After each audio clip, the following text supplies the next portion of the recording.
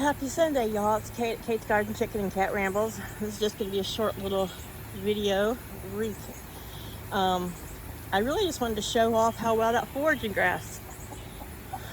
Today's Sunday. This past Monday, so exactly 7 days ago, I spread it out. The first 3 or 4 days, it looked like nothing but just seeds. So I just made sure it got watered a couple times a day.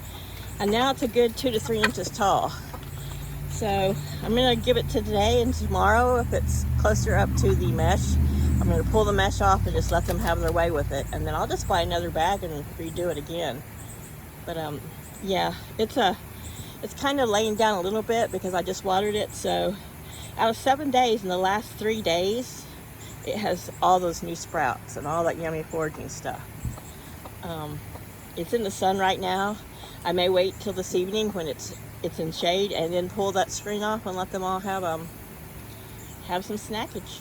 It's the snack grass. I'll link that forage in the description of this video. There's Cosmo. Now today I finally saw him be able to cover Lily. She's there in the pavilion dust box. She's the Colombian rock cross. She's probably the youngest, but she has been the loudest and most fervent in her refusal to be covered. But this morning, he wasn't being overly aggressive, but they do grab. He and Laddie both grab just the feathers on the back of their head. They don't pull them out, but it's kind of how they control them. They still love to tag team Miss Marigold there with her dinky feathers. And she sets for it. She is a happy chicken. She loves her little flock, and she does not tell them no. This one here as well. He's at that age. He just full of himself. He's hitting 6 months old. He's getting really fluffy and beautiful. But because of the way they grab the feathers on the back of their neck, on the back of their head, is one of the reasons I try to keep Laddie's beaks, even though they're still crossed, just the tips blunted. So I've said before, they kind of sometimes chip and get a little pointed. To me, that's too... Okay, too much like a needle. Yes, you got fresh water out here, but yeah, everyone, it's noon, so I just redid all their ice waters and threw some, I didn't give them any scratch this morning, so I threw some soldier fly larvae mixed with a little tiny bit of scratch left out there, and you can see the Leghorn sisters having a snack. And there's some over here on the other side of the coop in the shade, so that's kind of why you see just Laddie's butt. Anyhow, I'm just giving everything a water at the base. This really super tall wildflower here that's as tall as me now, if I stand it up, means it's about 5 feet 5 inches. I'm a little taller than that, but I love these tall zinnias that are waist high, chest high. Beautiful.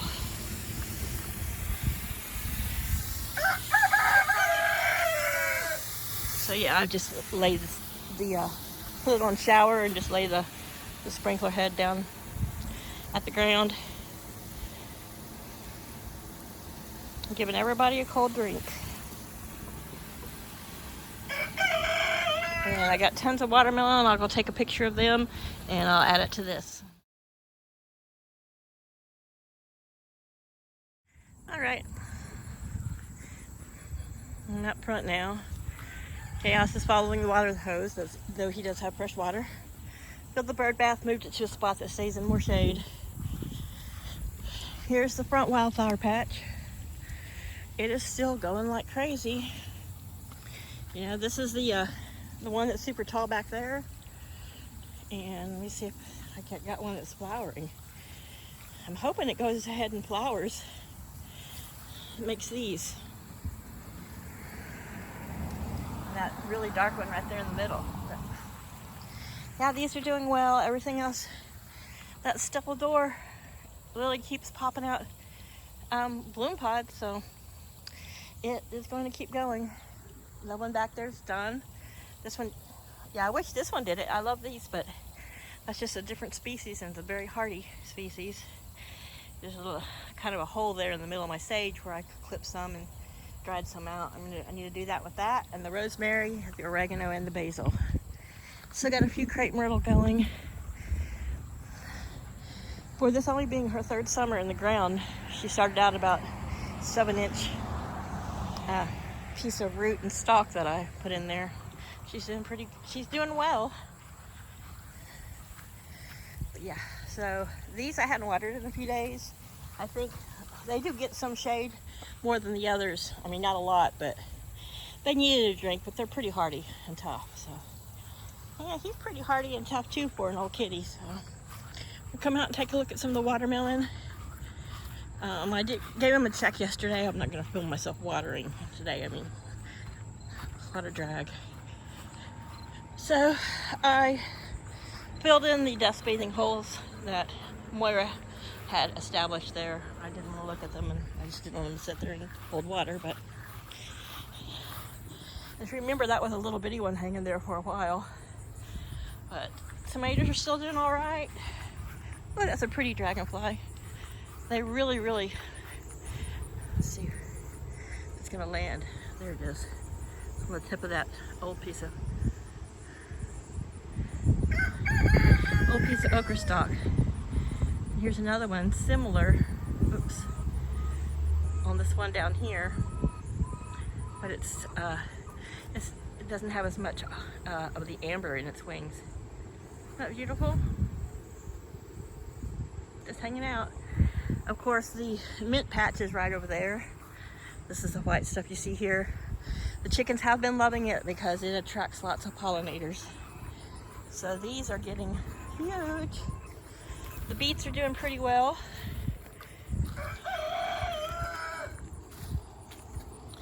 Let's see. All right. So yeah, on this one here, I'm looking for the first little curlicue from its stem, and there it is, and it's still kind of, oh, my finger's blocking it. It's right there. Oop, damn it. It is right here. Let me fix this. Okay, so it is right there. You can't really see it, but it is still great. Yeah, it's hard to film blind when you can't really see what you're filming. All right, so anyhow. So yeah, that one's probably going to be one of the first ones. It's probably one of the last ones that have started. But yeah, everywhere there's a yellow flag, there's a watermelon. So there's one back there, just underneath right here. That's probably going to be pickable soon, but I'm waiting for them to get bigger than a bowling ball, which that should make them at least 10 pounds or more. Yeah, so I've got watermelon that's growing through the chicken fence and blooming on the other side of the chicken fence. I've got it climbing that pole right there. That's watermelon. So not that any of that will bloom or make watermelons, but there is a small watermelon hanging on that T-post in there. So the watermelon have pretty much now just taken over everything that was garden. The herbs are still doing good. The cucumbers are, I think they have probably their last piece of fruit on them. And I'm just gonna have to make sure that the watermelon doesn't strangle out the beets. And we're back to being hotter in Hades. So I need to get out here with the weed eater and get this grass, which it's kind of just growing along the tops of this weed mat from coming over here and strangling anything, but it's too hot right now, way too hot. We're supposed to have a little bit of a cold front drop down, I hope so. I mean, that typically means we'll have thunderstorms, but I can come out when it's cool. And that dragonfly it's determined. Yeah. You're so beautiful, you just love that spot. I love dragonflies. I love watching them swarm. The other day I was just looking out the window. No, I was in the front yard doing something, checking the mail or something inconsequential while I didn't have my phone and camera. And I saw a swarm of them going after the mosquitoes. I wish they'd eat more so the mosquitoes would eat me less, but there's a watermelon up there hanging on the fence.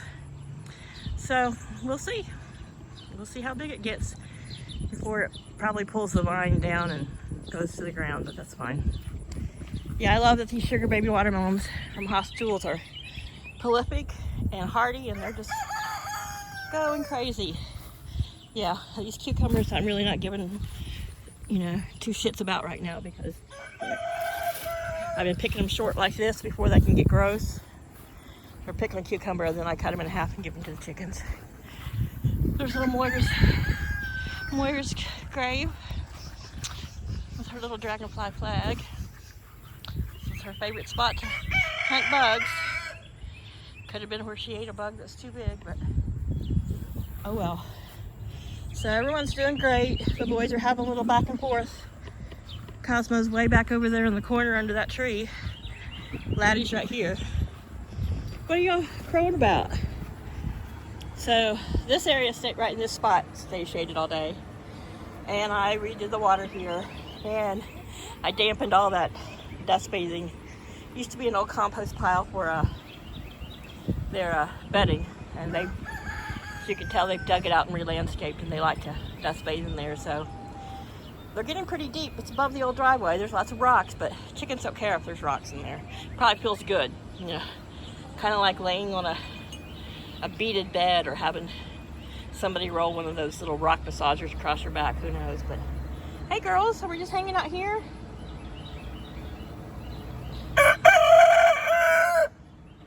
Chickens don't really like begonias with begonia flowers, so I don't worry about them like pecking through there and getting those. I just put that there so that blocks any kind of escape or entrance access to that mesh. Where there's chicken wire there, but you can't trust chickens to stay where they're supposed to. So there we are. We got Kiva in the box, Laddie Roo hollering at me, Luna the Silver Lace Wyandotte, and Marigold the Rhode Island Red. I got 4 eggs already this morning. The Easter eggers are probably going to lay any time. So I need to get busy making a quiche or 2 a week. I might get a big jug and water glass some of them. Try my hand at water glassing and preserving some of them. But yeah, there's Neve's in there looking like she wants to lay, but I got 2 eggs out of 2 different boxes, and then 2 that were in the back. They got their fans, they've got their ice water, and they're all happy. So it looks like, I'm assuming the Leghorn sisters, yeah, they're over here in the shade along the back. They love to dig holes, and they love to play around that fallen post. That's why I left it there, even though it was a pain in the butt to fence over it. And Cosmo and the 2 Easter eggers are here on the other side of the shade. Anyway, all's well. We're just hot, and at least we got a breeze. And I'm gonna go turn off the water and come water the tomatoes and have the rest of my Sunday as a lazy Sunday. Good blue sky, it's beautiful. At least we have a breeze. If there wasn't a breeze, I wouldn't be able to be out here at this time of day. But love y'all, thank you. Welcome any new subscribers. I'm Kate, and this is my little chicken shit show, and they're all doing well. I think a lot of the thing that really helps them is at night, having an open air coop like this, which is building your coop frame inside this really big 5x15 kennel, allows them to have a safe place at night. I can block any rain from getting on them by I have this shade cloth which is doubled, so when I let it down it only comes to about here, but when it's doubled up it is almost like rain cannot get through unless you've got sideways hurricane winds. But at night they're not boxed up and nothing's holding the heat. See up here, it's all open, and in the winter foam board and will be wedged in there with a chicken wire that's wrapped in this chicken wire. Will be wedged in those holes. This one in the back I typically will leave. I wedge it in there, but I leave gaps so that any moisture can always escape. And it's the same on the other side. and into their coop. There's some old straw still up there, but there's plenty of places for the moisture to escape. But in the summer, I think has been their saving graces, even when our nights are not that super cool. They can rest. They're resting well with a nice breeze, and it's cooler temperatures. This coop, I put the roof on it this summer, and I was just in there, and with the fans, it's probably 20 degrees cooler there than it is out here. Plus, all their waterers have ice water, so the fans blowing across those also, help cool it off. But they all get up on this top roost at night, and so on that top roost, they are out of sight. They feel like they're enclosed in the dark. And I drop this down at night. Some of the nights when we're staying in the 80s at night, I leave it just the way it is so that they've got plenty of airflow, and I leave the fans going 24/7. So, anywho, that's it. We're just biding our time to the end of the summer. But you can see these cobwebs blowing. You guys need to come eat these spiders. Mom hates spiders. They've got a nice breeze from that shop fan that blows through there. And we're making it. I hope the rest of you guys are making it. Like I said, welcome, howdy. Y'all take care and have a great Sunday. Bye for now. Bye, laddie.